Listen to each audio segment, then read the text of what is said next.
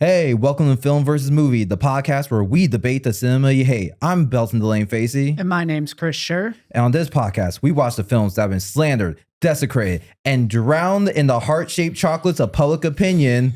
And one of us tells you why it's actually pretty good. And the other one tells you why it's a steaming pile of shit. And this episode is coming just in time for Valentine's Day, so we brought in some more love with two of our married friends. That's it. That's all we are. They're both also hilarious comedians.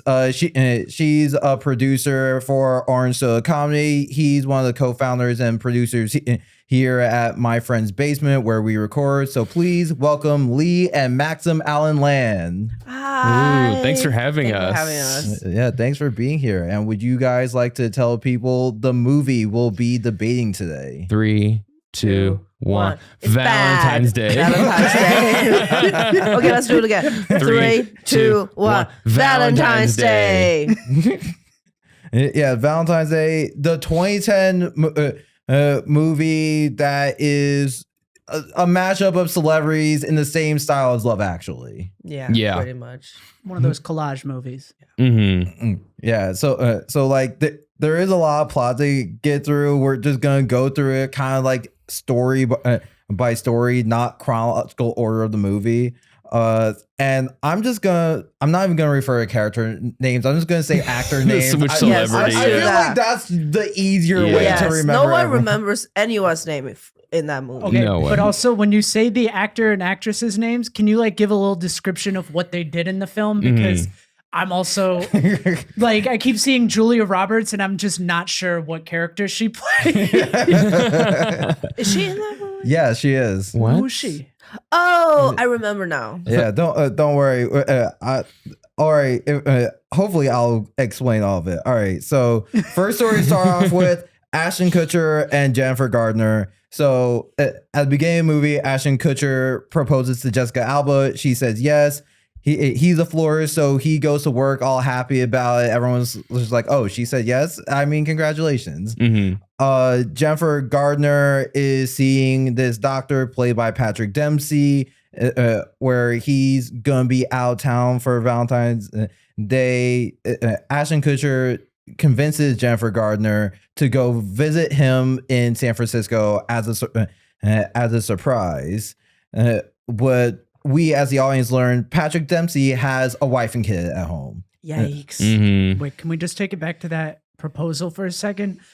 Dog shit proposal. Yeah. Dog shit. He woke her up on Valentine's Day and did nothing planned. No, did he even have breakfast in bed or did he? No, he just put it on her finger while she's asleep. Yeah, he literally just woke up, walked to the other side of the bed, woke her up and proposed. He's like, "Sup, babe, want to get married?" And she's like, "Yeah, I guess." What kills me is the follow up of him being like, "We're engaged," and everyone being like, Oh, I would go fucking postal if people like if everyone in my life was like, oh. Yeah, that's how you learn you don't have real friends, because it's like, we've been dating for 2 years and you said she was great for me. What are you talking about? I will lie too. like have you never had this kind of friend? They're like, every time they have a fight with their other half, they come to you, they're like, he's the worst or they're the worst, da, da, da, da. And you tell them like, oh, like this is how, like this is why this person is really bad for you, this is why you should get out.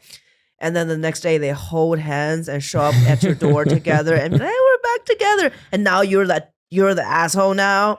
So you always say, oh, that's great. Yay. That's when they show up at the door again. You go, I still stand by everything I said. Yeah, exactly. You don't leave it at they're great. You just have one conversation. It's just like, look, understand, I don't like him, but I will not be giving you advice anymore. You don't take it. All right. So yeah, as expected, Jessica Alba leaves him, and Patrick Dempsey goes to Ashton's flower shop, orders 2 sets of bouquets to be delivered separately, and asks for discretion. One of them is being sent to Jennifer. And so Ashton tries to tell her, hey, he has a wife. She finds out, confronts him at a restaurant while he's out with his wife, and then Ashton and Jennifer get together at the end. Mhm. Wait, can we also? I need to take another step back for the guy buying the flower. He approached buying flowers on Valentine's Day like he was buying condoms from a doorman in a sleazy hotel. He's like, there's a certain amount of respect between people like me and people like you, and we have a good situation. And then he like slaps him 5, and he's like, what's a little lipstick on the collar? Like, it was just bizarre. Yeah, like I feel like that's something you don't have to say anything, because that's one of those businesses that do make money off of affairs. I don't think he'll ask questions. Yeah, thank God for internet now. They don't need to have this kind of conversation anymore. It's done. Well, I have so much bad shit to say about this movie, but I want to say, Belton, you are a soldier for taking plot notes beat by beat. I was like, we're just going to hop in. We're just going to shit all over this thing. But you're like, here, we got to lay it out. It has plot. Okay, it has plot. Yeah, but like no, because we were discussing when we were watching the movie. It's just like it's so much harder to pull off that level of cheating now with modern social media. It's like you gotta have 2 Instagram accounts. You gotta convince them there's a reasonable explanation why you would never have your location on. Like there was a time you could have a completely separate family with no effort. Yeah, it's like one town over too. You didn't have to go that far. I know you could have like one family in Bushwick and another one in Bay Ridge, and they'll never just meet no each problems. other. Yeah, but in like this situation with like, it's like, why is he sending flowers to both? Why not tell your mistress, be like, you're my mistress, I'm married, let's keep this a secret? Because he's lying to her. I know he's lying to her, but like, if he's gonna make such a big deal out of it, it's like, just don't send her flowers. But then she doesn't feel special. He's one of those dudes who acts like who's just a douchebag, but somehow he's like, I'm gonna do those, so I feel like I'm one of the good guys, which is worse. No, this is how you hack it. You address the flowers to my love. And so that way you're like, oh, one's for work, one's for home. And then they're just like, oh shit, really good husband right here. There you go. Ooh, or you send it to the office of your mistress and the home of your wife. So there's no questions. Go to 2 floral shops. Or 2 flower shops. Or separate cards. Okay, we got a lot of solutions. Yeah. And we have a lot of movie to cover. Yeah. All right. So next major storyline, Anne Hathaway and Topher Grace, who, based on what we know now, probably agreed to be in this movie because he had 0 scenes with Ashton Kutcher. Did they not get along during that 70s show? Well, the thing is, during that 70s show, Topher Grace, he had a reputation of just like, oh, he's not cool. He doesn't want to hang out with the other cast members. But now we know, it turns out he was the only good person in that cast. Oh, okay. Yeah, so they are a new couple that Mel work. Their day starts with them waking up in bed together. We quickly find out Anne secretly works as a phone sex hotline operator to make some extra money. Where's she pretending to be the shit out of men in bed on the phone? Yeah, in a variety of accents too. Yeah. Yes. And so they go where Topher realizes, oh, he doesn't have anything planned for Valentine's Day because he's been single for so long. Therefore, he just doesn't even know when the holiday is. But also, it's like they've been dating like 2 weeks, and all his friends are like, "You got to do something big, man." He's like, "We just started dating," which I think is totally valid. Yeah, I do think it's like, okay, something small, but like, how far in advance could he be expected to plan something? How far out do you have to plan Valentine's Day to the married couple? I bought the tickets for our Valentine's Day thing like last week. So that was probably 3 weeks in advance for me. I got my Valentine's Day gift for him 3 weeks before that. Yeah. But Okay, So I won. all the friends were wrong. But I will say, like it's like one of those things where it's like sometimes we're just like, do you just want to go out to dinner this year? This year there's been pre-planning, but it's a mix. What did we do last year? I think we just got hot pot. Yeah, that sounds right. Yeah. It's romantic. Yeah. I mean, it's hot pot. So. Nothing says love like a bunch of oil. Okay, go back to the plot. All The right, plot so- is like, this is not a relationship podcast, okay? All right, so Topher Grace, he puts together like dinner at a restaurant where they're at a communal table, but then Anne has to step out and take a work call at doing the phone sex hotline. So that's how he finds out. He gets mad over it. He quickly gets over it, and then they have sex at the end. Mm-hmm. And now the next major storyline, Jamie Foxx and Jessica Biel, they're both two people who hate Valentine's Day. He is a local sports reporter. She is the publicist for a NFL star who's unsure of retirement. She gets him into a big press conference where the player announces he's gay and he will play. Yeah. Oh, yeah. Yeah, with This that scene exact hit. phrasing. And so like the two of them get along. He goes to her I Hate Valentine's Day party and they get together at the end. Mm-hmm. Wow. Just another aside. Jamie Foxx kills it in a group of all women. Like, can someone needs to make a movie about a bachelorette party where Jamie Foxx plays the brother and just is Ooh. along for the entire ride. Hmm. Not even like he's gay or anything. Just like That could be fun. girl. You know, that's the thing about Jamie Foxx, because he's a talented singer and he's charming. So like he would get along in a group of women, but he is also aggressively heterosexual enough where it's just like, all right, you see where the character growth is going. Yeah. And he's pretty hot. Sorry. What was the silence? Yeah, well, Anne Hathaway was really hot in this. She is really hot. In that. Maxim, your wife is pan, so it just doesn't work. It doesn't work. It doesn't hit. She is hot.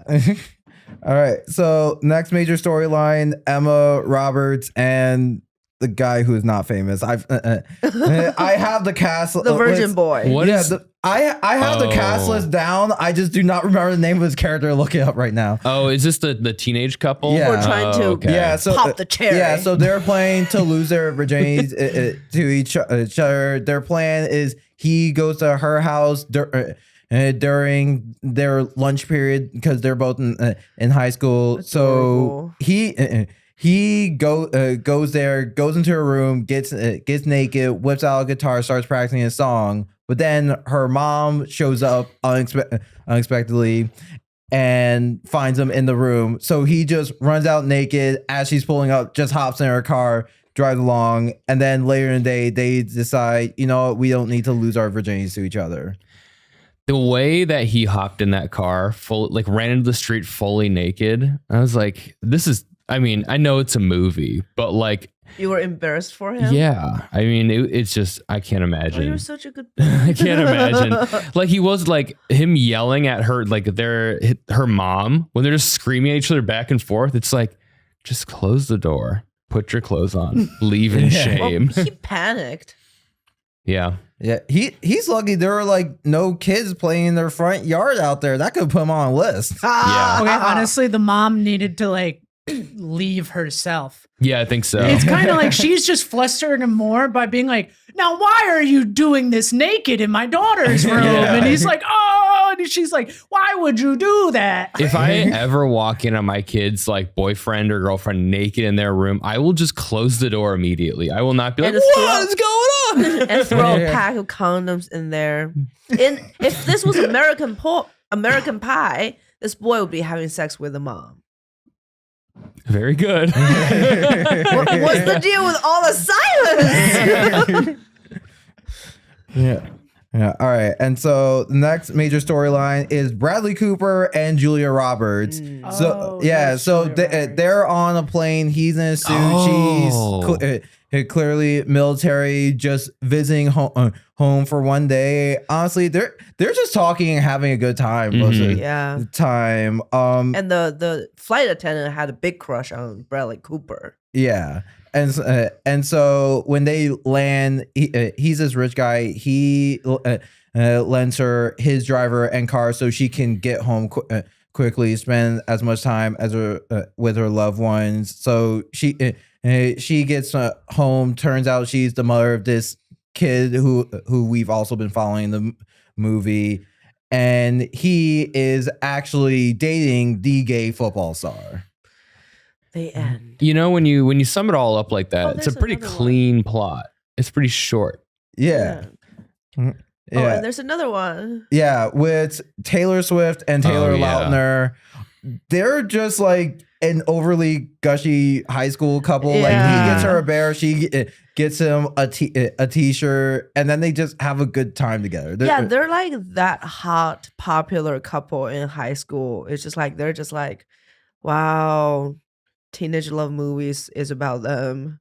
No, I wouldn't say I mean, they were popular in the movie, but I mean, looking back on high school, they just remind me of like those couples that were just overly affectionate in public to a point. At some point, it should have been very clear they were not making it to graduation. Yeah. Well, it's like knocked up.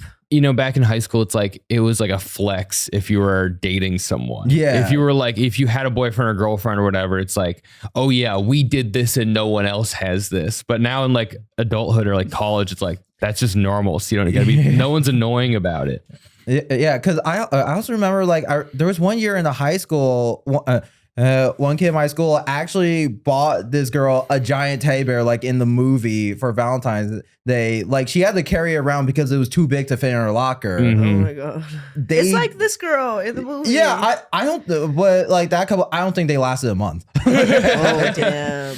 And I want to say right here, I didn't realize Taylor Swift was in this until she popped up, and I was like, oh my god! And then her acting was like so bad, god awful. Yeah. It was so cringe. Well, she's not known to be. She's not an actress. Yeah, she's also not someone who went to a normal high school. Oh, she went to a normal high school and she got bullied. She has songs about it. I feel like she just wrote the songs because her acting makes it seem like all she knows about high school is like TV and then other people talking about high school. Where someone's like, oh man, high school was rough. And she was like, what's up? Like, I'll take notes. But don't you think that's like how she imagines what it feels like to be popular and have friends in high school? That's how she acted because she does not know how to have a good time. Like what it feels like to be a person with having a good time in high school. She looked so uncomfortable in every single scene. Yeah. Yeah. All right. Well, that's like basic plot. This was clearly a star-studded. Oh no, you missed one. The old couple. Oh yeah. So the old couple and the grandson. Oh yeah. So so there was an old couple played by Shirley MacLaine and Hector Elizondo. Their grandson wants to send a special Valentine's Day to his teacher, who's Jennifer Gardner. But they talk. They tell him it's okay. He thinks that they're the only person each other's ever slept with. Shirley reveals she actually slept with someone else while they were on break. He gets upset about it, then gets over it, gets back together. Their grandson, he gives a Valentine's to Jennifer Gardner, but she tells him to give it to this girl in the class who clearly has a crush on him. Mm-hmm. I don't remember that at all. I thought that she actually. I didn't realize they're on a break. I thought that the old woman cheated on her husband. Oh no, because they mentioned like they were on and off at times. Oh, okay. Yeah, but yeah, this was a star-studded cast. Other names I haven't mentioned include Queen Latifah, George Lopez, and Kathy Bates. They made George Lopez so unfunny. I thought I saw George Lopez and I'm like, I hope he has some good lines. And I'm like, they killed him. Well, he played like a wise man, not necessarily a funny man. Yeah, but it's same with Ashton Kutcher. It's like they Ashton Kutcher is like the quote unquote lead in this in some ways. And he did not have any room to be likable or funny. I wish or he Ashton took off Kutcher his at shirt. His character was kind of flat. Yeah, I mean, one thing I thought while watching the movie is that Ashton Kutcher and Jennifer Gardner's typecast are so different that first off, it was weird to actually realize they're a similar age, and but then also like it felt like both their characters were just kind of like in the middle of both archetypes. The other thing is, I always picture Ashton Kutcher as like hot, sexy man, especially in a rom-com. Yeah, because he's not taking off his shirt. No, but like even with his shirt, he turns into like cool new age cool tech guy, and then in this he was like dweeby flower loser.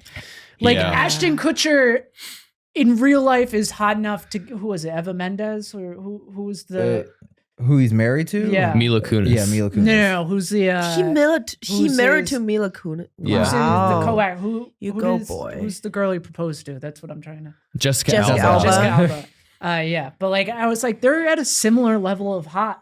Like I just feel like everyone's like, oh, I don't really see it, and it's just like I'm like, I don't know. They both seem kind of like boring, washed out characters. Yeah, that kind of is. I just wish every man in this movie just like they had like took off their shirt. George Lopez run around shirtless. Like, dude, every man in this movie, like almost every man in this movie is hot. So like if they just like let them take off their shirts, it can easily turn into a borderline Magic Mike. It can like be like at least have a small legacy. But now they're just like, yikes.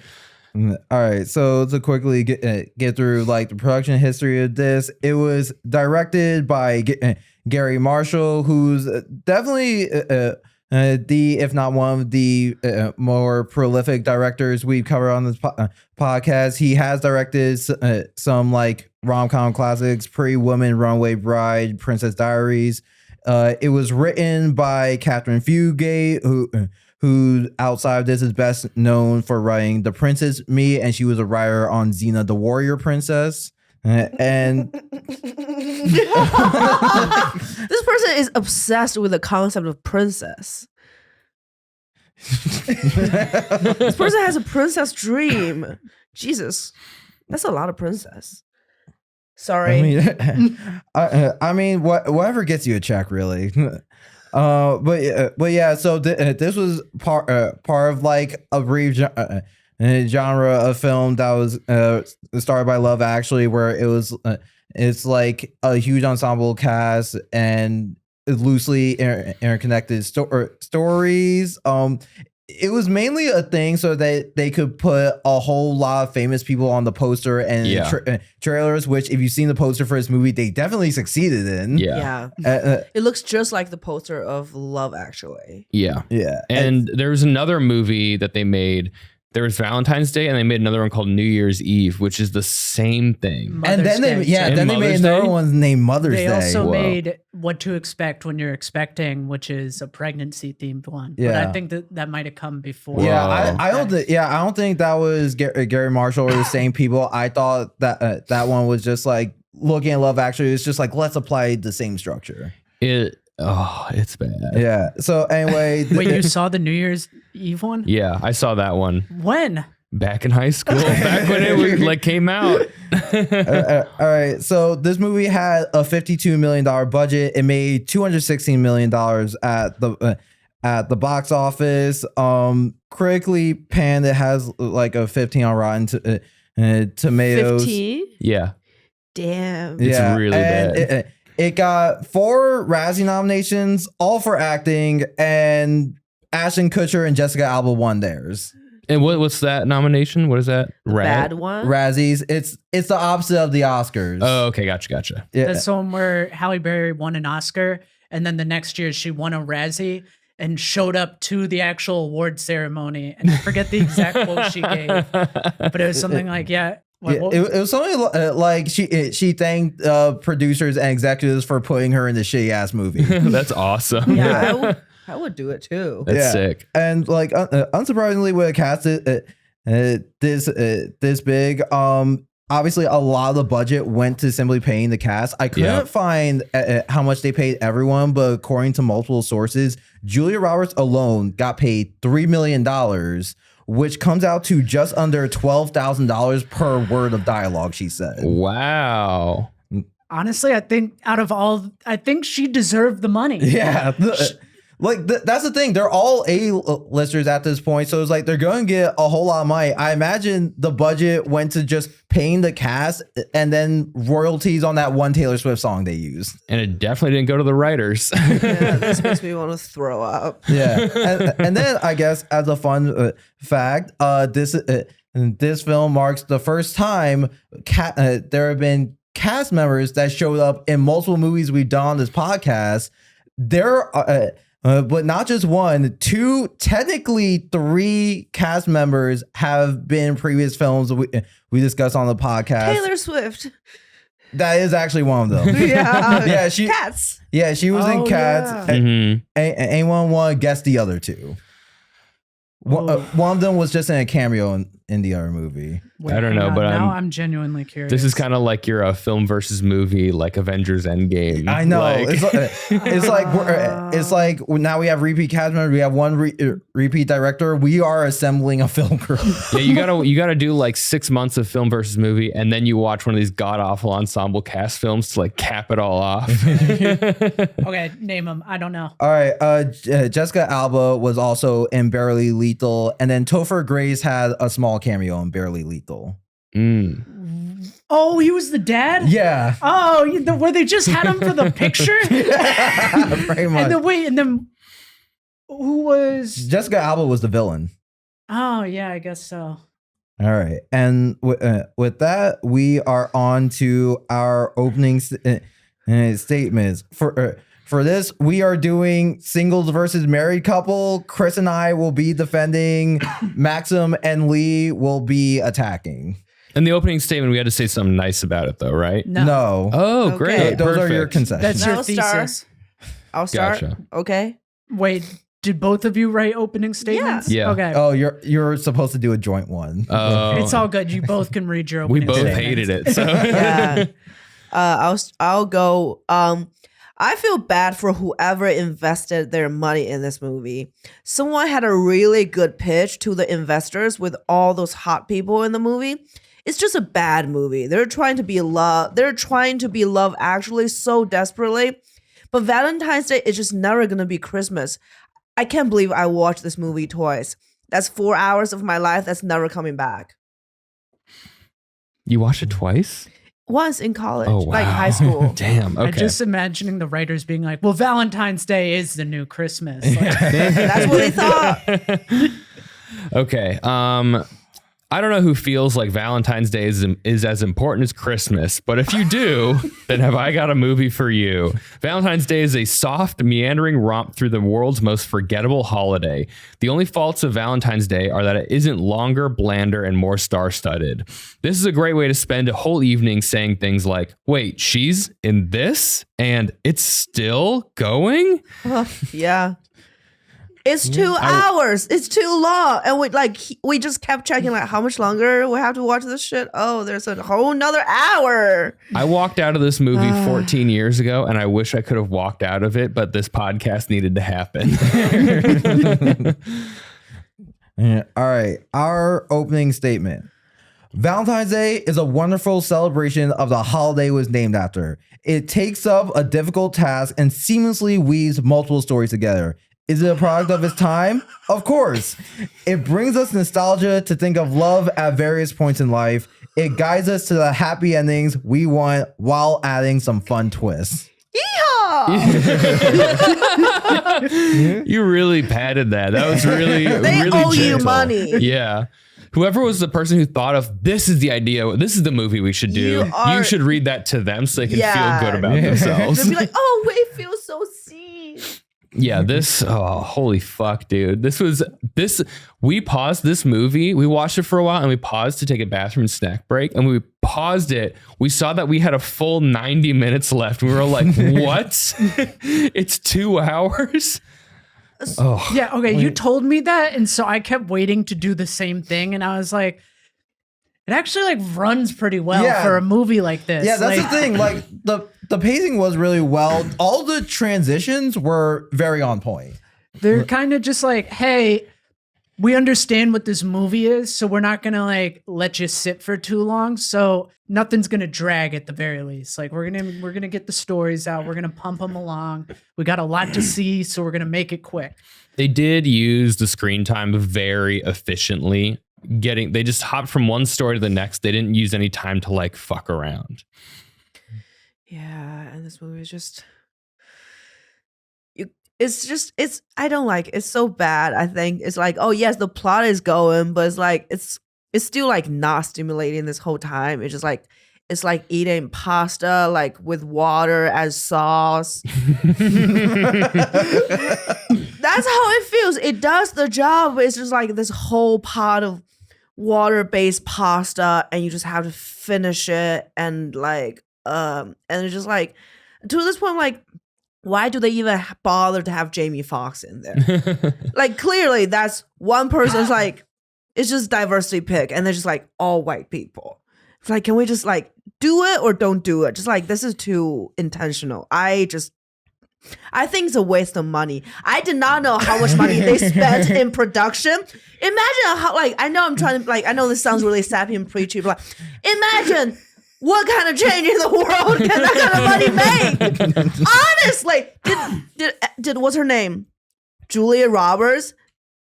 Does she need to be in this movie? Mm-mm. Does she need to be paid that much? Like, She needed to be in the movie. Yeah. She was a great asset to the film. Yeah, like Julia Roberts, like between Runaway Bride, Pretty Woman.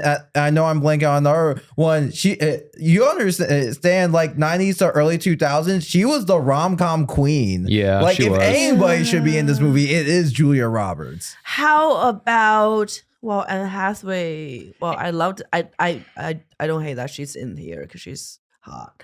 And I feel like Anne Hathaway's character, out of all the characters, Anne Hathaway was kind of the most fleshed out. Yeah. She was fleshed out, and like Anne Hathaway definitely had fun doing it. Yeah.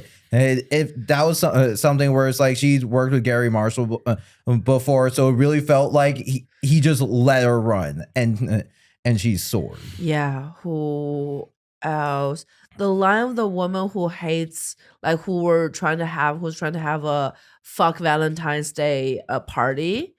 That storyline was honestly unnecessary, to be honest. Does it change the whole? I don't think so. It does not make a difference. Well, that's kind of one of the tropes of Valentine's Day, I feel like. Yeah, It's Just be a hater. there's people who like are indifferent to Valentine's Day, but they participate. There's people who get overly engaged with Valentine's Day. And then there's bitter people who fucking hate Valentine's Day. And you need a woman. So that was Jennifer. No, that was the marketing lady's character. That's the Oh, publicist. we missed out about the. No, we did do the publicist. Yeah, Jessica Biel. That's Jessica who it with is. Biel. Jamie Okay, my Foxx, bad. You had her, and then you're like, okay, we need another person. And I think Jamie Foxx got cast because out of everyone in the world, he's like the coolest person to be like, I fucking hate Valentine's Day. Like, he just sells it really well. Yeah, and like He's a that's good also like actor. a pretty common trope in romantic comedies. The person that feels like jaded about love or doesn't believe in it until they meet someone that changes their view, and like the movie has a theme of like, oh, love conquers over anything. So like, what better mountain for love to conquer than just not believing in it? Yeah, but okay. You laughed at our opening statements when we mentioned Christmas, and I feel like I need to clarify at this point. Well, Christmas is Christmas. So, one huge fault of this movie is someone saw Valentine's Day and we're like, what if we started making Christmas movies, but like about Valentine's Day? That's how it felt. Like, what if we had all the fanfare, the flower shop where people are like, I love you, and they're like, Happy there's a Valentine's hustle and Day. bustle. No one's ever like that. Okay, at a flower shop on Valentine's Day, that's their Super Bowl. It is, but also I don't know a single person in real life who is actually excited about Valentine's Day. Yeah, and also they have news, like they have like those news people go to different places like, what are you gonna do today for Valentine's? That's never happened. Valentine's Day never made the news. There's like a dog, Lady Gaga's dog made news better than Valentine's, and no one give a. It's a fluff piece on local news. That's actually a pretty common thing. Real no. Yeah, you just add like little feel good stories, balance out all like the robberies and car accidents you gotta cover. Oh, that feels like Max, it's all a scam. To go against your point, I also think you're a 28-year-old or 29-year-old comedian in Brooklyn, and that's not the place where Valentine's Day people are losing their mind. You go to the Midwest where there isn't a lot to do. It's like a big day because the relationship is the glue of their life. Also, there's nothing else going on. Like, also keep in mind, like this movie came out 14 years ago. It's not starring a whole lot of millennials. Like, understand, our generation is a lot more pessimistic. Back then, people were just happier. I feel in like 2010, that's like right after 2008. Like how can they be happy? We were happier. We didn't have smartphones yet. And like there was new iPods and everyone was like Obama and like there was hope in the air. Yeah, Obama was just elected, so white people thought racism was over. That's what they said. Movies aren't. I'm not 100% certain, but movies do fairly well during a recession. If you're talking about 2008 crisis, just because it's a relatively cheap. It's like an escape. Yeah. Also, especially like movies that like try to make people feel good. And what I was gonna say is, I know we're in Brooklyn. I used to live in a like not a big city. I used to live in Indiana. Okay. Okay, and it's like the thing is with Valentine's Day, I feel like me personally, I have never once been excited for Valentine's Day. Neither. And I feel like it is an obligation and a test more so than it is a celebration. It feels like a competition. The most exciting thing on Valentine's Day ever is you see which girls are sharing boyfriend and they're posting on their like social media at the same day and they don't know each other's existence. That's the most exciting thing about Valentine's Day.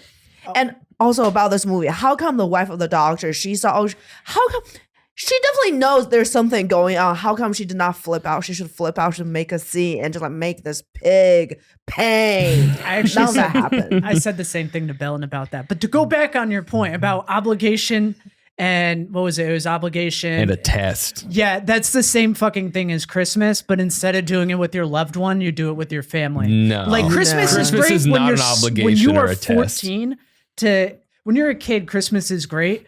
But now as like a 28-year-old, I'm like, okay, now I've got to get people gifts. And you're like, all right, I'm going to spend money on that. What's the thing you do? When do you meet your girlfriend's parents? Christmas, because you have to go back to Ohio to do it. Like that's it's the exact same thing. You just like Christmas. Yeah. When do you meet your girlfriend's parents? Haven't yet. Yeah. That's a special case, and you know that, Lee. Also, if anything, I feel like these stories makes more sense for Valentine's Day because the thing about with love actually being about Christmas, there's more Christmas than just relationships, as opposed to Valentine's Day, where the focus of that holiday is relationship. It doesn't, but to me, Valentine's Day, like I understand the Christmas obligation, like. Buying gifts sometimes can be a little cumbersome, and I think I'm getting to the point with my family where I want to say like no gifts, like or keep it to a limit. But like Christmas is like a fun, deeply baked cultural tradition. I feel like Valentine's Day, everybody, even the people who like it a little bit, know it's kind of a sham. Like imagine we had a St. Patrick's Day movie, and it was earnest and not about drinking. You would be like, what is this? That's how I felt about this. Valentine's Day, there should be more fake sex in that movie. There was not enough cynicism in this film for me to believe it was about Valentine's Day. This movie should be having a dude who got terrorized by his girlfriend, and she wants some she's like shallow, superficial. She wants something expensive, and he goes broke and be in debt for her to fulfill her desire, and she leaves him, and it's like, and then he like rise up from the ashes. Okay. I mean, to that point, I would say the movie does offer characters that kind of like offer that counterbalance, because George Lopez's character, like he made which one is George Lopez? He was Ashton Kutcher's coworker, the guy who drives the flower the truck. artist dude. Yeah, because it made it known in the movie he was happily married, but he didn't feel the need to like go all out for his wife on Valentine's Day. He's like, it's another day. Like, I love her every day. It's not much different. And then also Taylor Swift and Taylor Lautner's character, like, yeah, it was puppy love, but it's like they were the joke. Like, anytime they were on screen, they were being made fun of, and so like the movie was like taking like all these romantic stories, but also being like, yeah, some people are over the top and ridiculousness. Ha, look at this. Also, but they're hot, so. Also, and he took off his shirt. Sorry. I kind of want to pitch you the reality of what you want. So like you're sitting there, you're not really sure. It's maybe like a few days out from Valentine's Day. You're talking to your partner. You're like, hey, what do you want to do? And you're like, oh, I don't know. I'm not like really feeling all that much. Like we just have this mortgage. We can't spend a ton of money. And they're like, I don't know. What if we like cook dinner? And then, oh, I saw that ad for that movie. It's one of those, it's got tons of actors and actresses. We know all of them. It should be a good time. And they're like, all right, yeah, it's a celebration of love today. Let's just have a nice little day. And they get there and they walk in, and then it's just like, Taylor Swift's like, why'd you have to cut me, Taylor? Why? And you just walk out of this theater and you like wanted to have this nice little celebration of love day. And you just got this cynicism that you could get from any other fucking movie, any other day of the year. Okay. Why do you want everything to be cynical and miserable, Maxim? Not everything, but Jesus Christ, I don't know. In high school, when this movie came out, we saw it on Valentine's the day it came out, and me and my girlfriend at the time walked out of the theater after about 20 minutes and went and walked in to go see The Wolfman, because we were like, this is like terrible and we are not enjoying ourselves. So we had the experience like, oh, let's do something small, let's not do something big. Okay, let's just go see this movie. And then we saw the movie and we were like, fuck this. I don't know. I guess I'm just more, you know what? If you're listening right now, you can DM me on Instagram at asparagus, like asparagus, but with guts at the end. And you can tell me if you are a Valentine's Day lover, DM me and tell me I am wrong. Because there's something so like Christmas.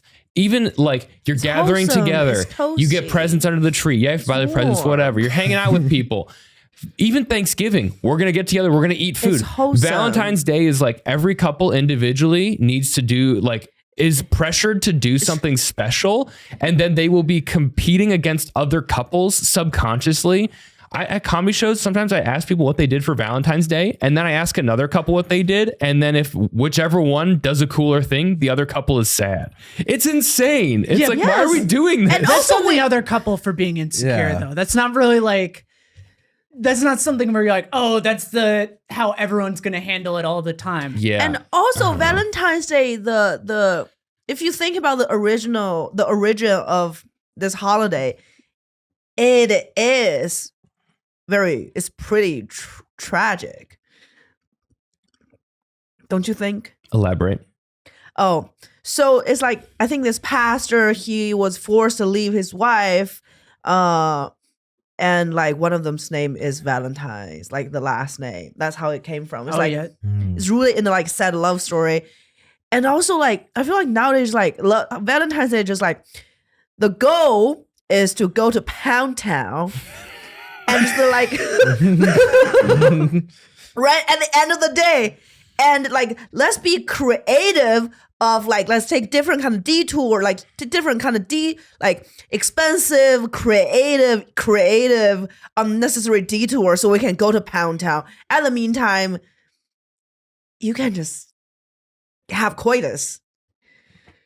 Okay, so two things. One, this is a reminder to myself while editing to put Maxim's rant on TikTok. and second, like I feel like we are getting into the philosophy of Valentine's Day, the holiday, instead of Valentine's Day, the movie.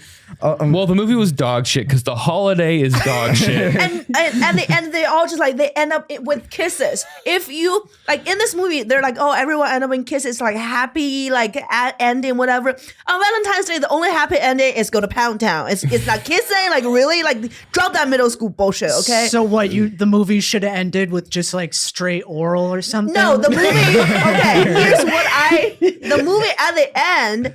It should be a collage of like people's faces, just like, you know, blinking like up and down, like their little faces everywhere on the screen, and the face is just like the moment they come. It's like,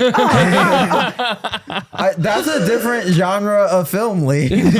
No, you only focus on the face, but like just make it like you still can make like orgasm funny. You just like this like little like it's like this is the screen, and this is Anne Hathaway's face. This is Taylor Lautner's. Well, they did not have sex. Bradley Cooper, like they're just like Imagine that. They needed this to be PG-13. Well, that is nothing. No body part is. You just show their face. You don't even show their neck. Not even their chest. I think this movie would have worked better if it was like one of these stories. I just want to see and them more have of a sex. drama with a hopeful ending. I'm imagining It's a Wonderful Life, but just rebaked for Valentine's Day. Honestly, that's kind of fair. Yeah. I will say I do think because I generally don't like this genre of a movie of like all these separate stories. But I will say I do think they interconnected very well, because it was one thing where it's like each story did affect another. Like with each story, you take out one element, another story just couldn't happen in the same way. So, Speaking of one of my favorite things, not about the movie, but I was thinking about during the movie, is when they're like, you want to get her something special? Give her this. And it's a silver box. And we don't know what's in the box until the end, where Ashton Kutcher then gives it to the kid. He's like, you know what? Give her this. And we don't know what's in it. And I was like, that could be a vibrator. What's in there? I don't remember. It was like some dumb flower arrangement.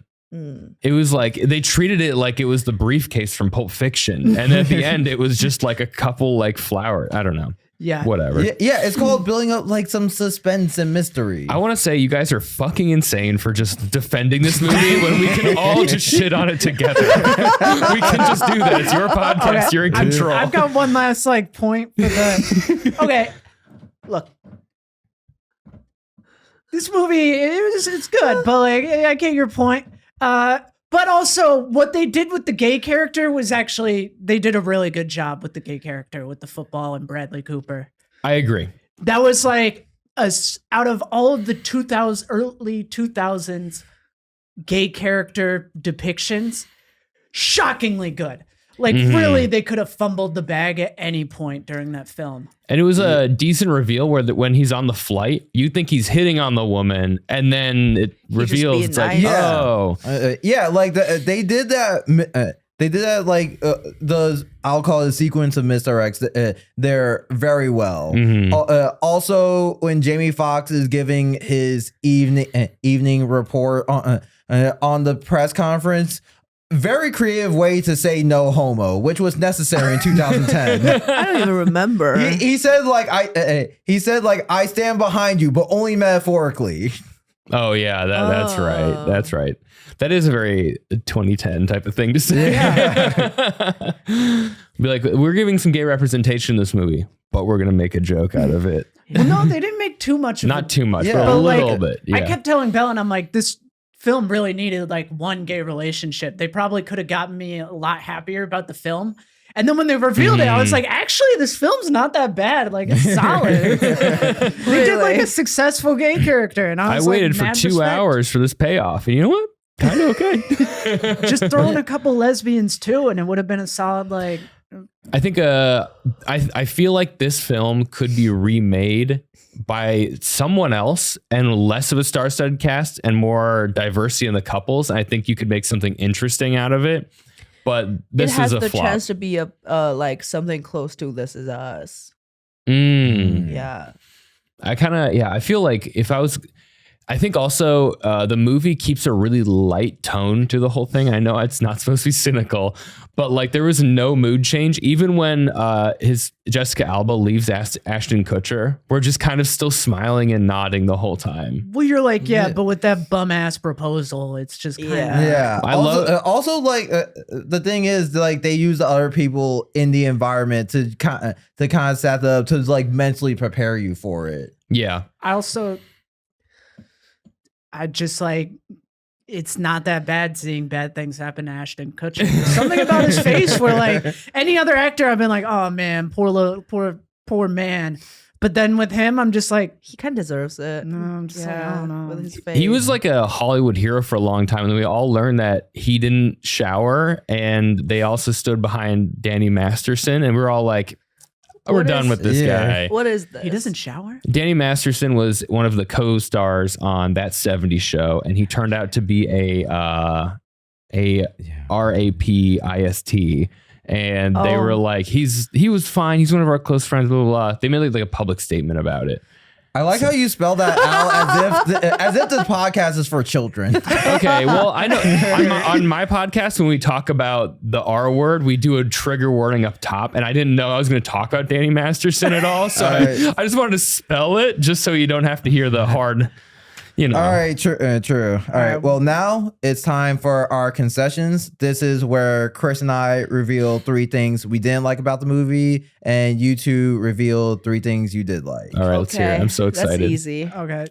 You start. All right, yeah. So so my first concession, each of the stories could have been fleshed out more. I know like it would have added to a runtime, but there were various points where it felt like they cut the scene off right before a really important and meaningful conversation was about to happen, and it's like later it makes sense that happened off screen, but I would these are moments I would like to see in the story, and there are things where like Ashton Kutcher and Jessica Alba's relationship, I felt like that would have been stronger if we got more time to spend with them as a couple and like invested in their relationship a bit. Mm-hmm. Our turn. Yes. I'll say I do like the Bradley Cooper ending. I'll concede to that one. I know we talked about it already, but that was a good one. Okay, I like Taylor Swift, Taylor Lautner, and Anne Hathaway's character. All right. You want to get the next one because that was your point. Okay. Yeah. Next one. Most of the jokes don't land. Not at all. Yeah.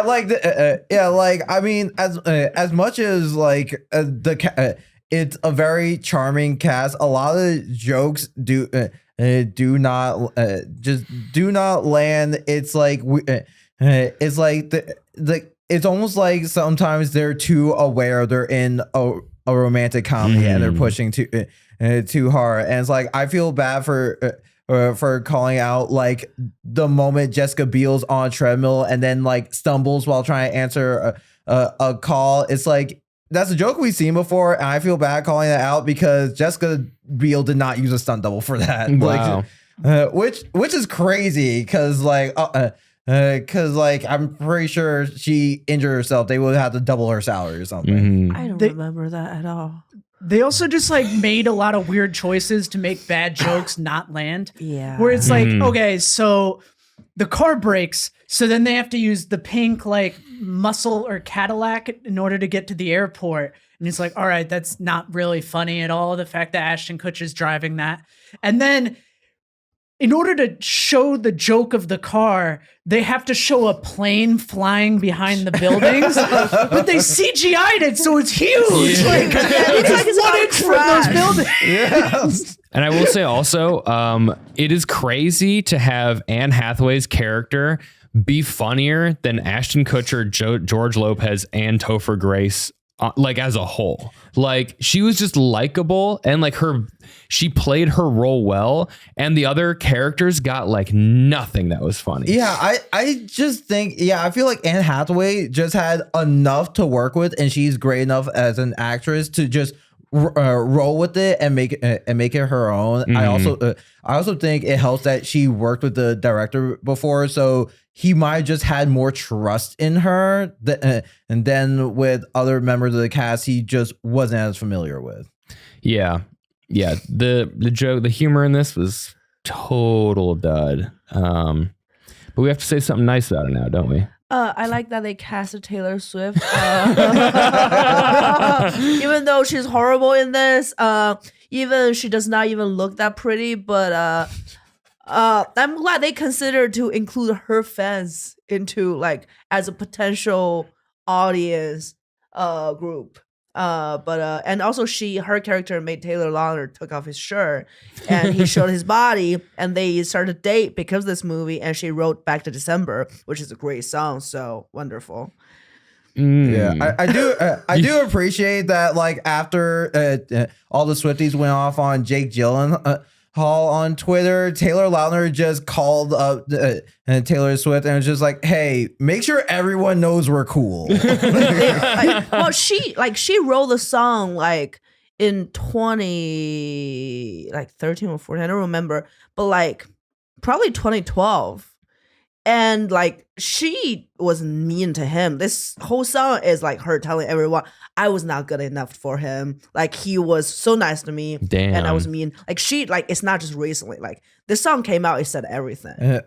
Yeah, but more recently he was in the music video for Taylor's version just to remind everyone they're cool. Yeah. Well, maybe she asked him to be her. Probably did. Yeah. It's not like he just gets to walk on to her set. Yeah. She was probably like, hey, you're going to get attacked a lot. So. There's something so crazy in this timeline about being like the single one of Taylor Swift's exes that has a net positive review from her. Like imagine you're the shirtless Twilight guy and you're the good ex. He's got it made. It's simple. He just like be nice to her. He was just nice to her. I mean, also he did marry someone named Taylor. Which I mean, regardless, if your ex marries someone with your name, it's like you gotta feel like you won the breakup a little bit. Yeah, they're like Taylor Lautner and Taylor Lautner. Mm-hmm. Yeah. All right. Yeah, our final concession. I thought I like the sweet old couple as just the sweet old couple and no drama. Like, I feel like they tried to shoehorn in some drama and it just didn't really succeed. Also, going back, I just think that Taylor Swift just doesn't really know what happens in high school. Where it just felt a little too like 80s almost. Which, yeah. Like I was waiting for her to be like, and then the commies are going to attack us soon. She learned everything about high school from Red Dawn. You guys are being too polite in your assessments. Yeah. I'm like, you guys need to be more belligerent in your concessions. All right, now closing statements. I guess I'll go. Okay. For something based on the concept of love, Valentine's Day completely failed to deliver any real emotion or sappiness, and instead gives us the feeling of choking down a whole raw potato. I can't believe this movie premiered in theaters instead of on one of those TVs at Planet Fitness that doesn't have sound or subtitles. Okay, my closing statement is this is a bad movie. It's a waste of time, money, resources, and effort for everyone that's involved. I have to say, you guys did really well with the food analogies. The raw potato, like the bland pasta water at the beginning. A+ for that. All right. Valentine's Day delivers a touching collage of love in all its forms. It strays from the monolithic presentation of love typical of a rom-com. It shows you failed love, love between friends, gay love, straight love, and love-based disappointment. It isn't a film, but a mosaic that altogether gives its viewer a bird's eye view to the most romantic day of the year. Wow, Chris, no wonder you got a major in creative writing. Oh my God. All right. Well, that's our episode. Thank you so much for coming on. Where can people follow you to? Follow me on TikTok and Instagram. I want Pomeranians. You go. You can follow me on Instagram at asparaguts, and you can DM me if you actually like Valentine's Day to prove me wrong. You're crazy. You can also, if you're looking for a space to record a podcast in New York City, hit up My Friend's Basement Studio. That's on Instagram, or myfriendsbasement.studio. I am the co-owner of that, and we'd love to have your podcast here. All right. Well, this has been another episode of Film versus Movie. Thank you, Lee and Maxim, once again for coming on. Thanks for Thank having you us. for This was a having lot of us. fun. Yeah, this was a blast. This is like an hour of dessert after 2 hours of torture from this film. So, All right. Yep. Well, thank you everyone for listening, and we'll see you next time. Bye. bye. Bye.